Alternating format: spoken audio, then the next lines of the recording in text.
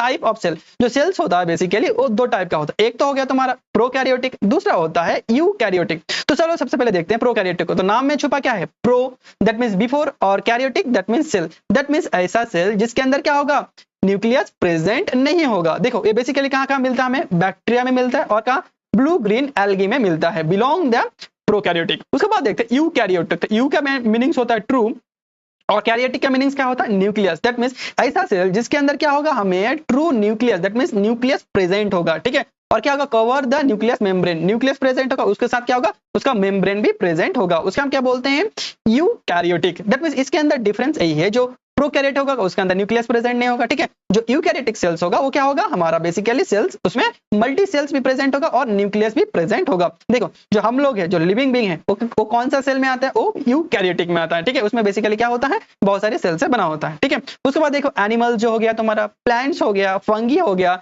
Belong to eukaryotic cells. जितने भी सारी आता है एनिमल्स, प्लांट्स और क्या होता है हमारे फंगी, वो सब किसके अंदर आता है, वो सब यूकैरियोटिक सेल्स के अंदर आता है। Eukaryotic cells are much longer than prokaryotic. ये प्रोकैरियोटिक अगर कंपेयर किया जाए तो यूकैरियोटिक सेल्स क्या होता है, एज कंपेयर टू प्रोकैरियोटिक, ये थोड़ा बड़ा होता है। अनलाइक द प्रोकैरियोटिक और eukaryotic the variety the other membrane bounding organism. जो यूकैरियोटिक सेल्स होता है उसमें क्या होता है, जो क्या होता है, सेल्स ऑर्गेनिज्म होता है, उसमें क्या हो जाता है, मेम्ब्रेन प्रेजेंट होता है। जैसे माइटोकॉन्ड्रिया में क्या होता है, मेम्ब्रेन, डबल मेम्ब्रेन, उसके बाद लाइसोसोम, एंडोप्लाज्मिक रेटिक्यूलम और गोल्गी बॉडी। टेंशन मत लो, ये सब चीजें हम एक एक करके आगे पढ़ेंगे, ठीक है।